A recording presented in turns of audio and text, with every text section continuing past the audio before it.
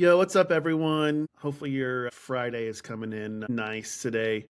The last couple days, I've been fortunate enough to be a guest on a couple podcasts and having conversations of my own with different CX leaders and even executive leaders. And there's this common theme in a lot of those conversations today. And so I thought, why not go live and do give a little quick gut check?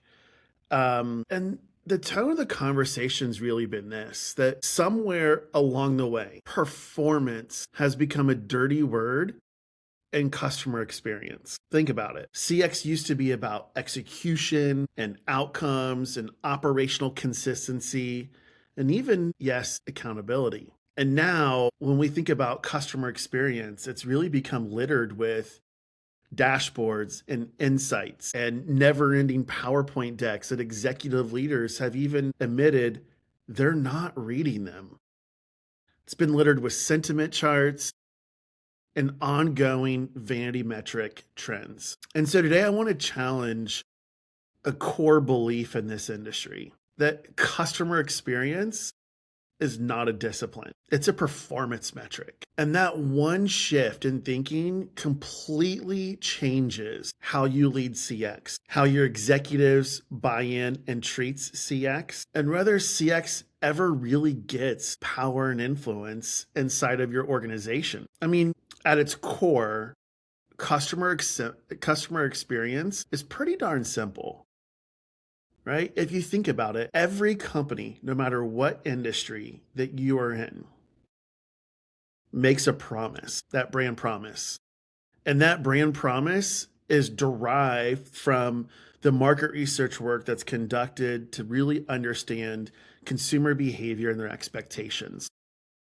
So brands leverage customer expectations, they form their brand promise, and that brand promise shows up in the way that you position your brand, marketing messages, sales narratives, product claims, and customer experience is simply the measurement of how well the organization operationally keeps that promise. That's it, which means CX is really the operational scorecard of your brand promise. CX is not a department. It's not a mindset. It's not a program or even a platform. CX is a performance metric.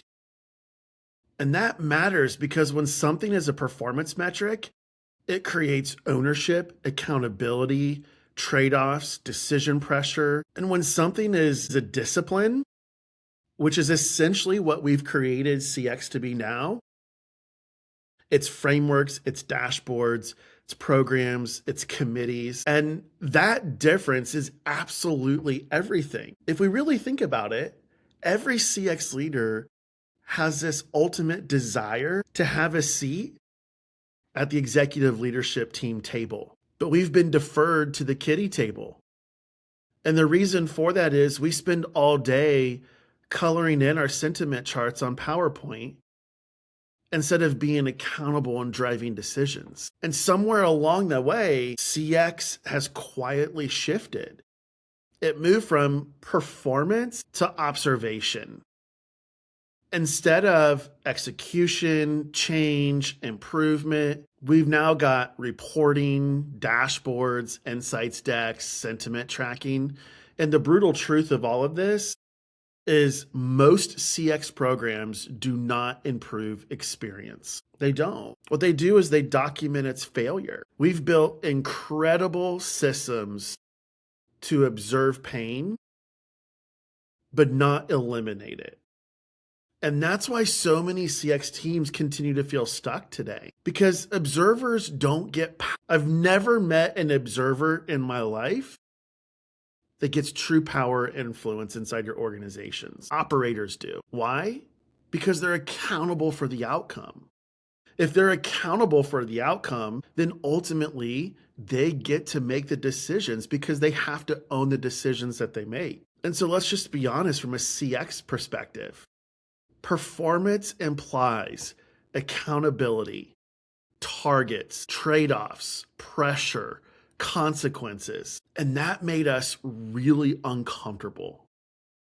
So we softened. We shifted to empathy, delight, advocacy, awareness, culture. Yes, those are all important. But here's the problem. When performance disappears, urgency disappears. And when urgency disappears, priority disappears. Now, when priority disappears, guess what? Budgets disappear. And that's exactly why CX lost executive authority. Not because it didn't lack value, but because it stopped commanding performance relevance. So let me translate this into executive language. Executives don't wake up thinking, how's our NPS doing? They wake up thinking, how do I grow revenue? How do I reduce cost? How do I drive profitability? How do I manage risk? How do I increase speed inside of my organization? And so when CX shows up with dashboards and insights, the subconscious reaction is interesting, but so what? And hopefully they say that to you out loud. Like I was blessed very early on in my CX career when my CEO said, great, so what? But when we show up, when CX shows up and says, here's where our operations are failing to meet customer expectations, and here's the financial impact. And if we don't course correct, the trailing impact is going to be X, Y, and Z, which means we're in jeopardy of hitting our yearly revenue target. When we show up and frame the problem in financial terms and also show the cost of inaction, a decision will get made. Now, the decision might not always be something gets prioritized.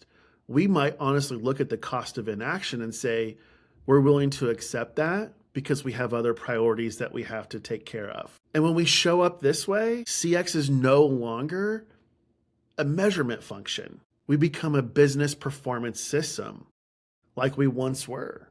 And that's the shift. And it's my core belief that the most important outcome of CX is decision velocity. Not trust, not sentiment, not loyalty. Those are all derivatives. Speed of action after friction is identified is the most important metric. Because trust is built or destroyed in the timeliness of execution. If customers tell you something is broken and it takes 90 days, 6 months, 12 months, or never, that delay is the experience. So CX should be measured by how fast can we detect friction? How fast can we get it prioritized within the organization? How fast can we act? How fast can we close that outer loop? That's operational performance. That's experience. And I'll leave you with this. As CX leaders, we need to undergo an identity shift. And fast. From insight managers to performance architects, from reporters of problems to drivers of execution, from advocates without authority to operators with decision leverage. Because experience isn't something that you manage.